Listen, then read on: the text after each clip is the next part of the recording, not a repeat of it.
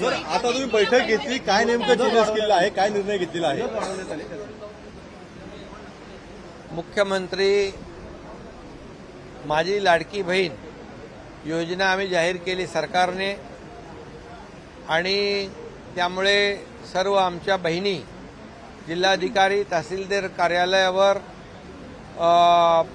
आपल्या या योजनेमध्ये सामील होण्यासाठी योजनेचा लाभ घेण्यासाठी जी गर्दी झालेली आहे आणि आमच्या भगिनींना वाटतं की 15 दिवसामध्ये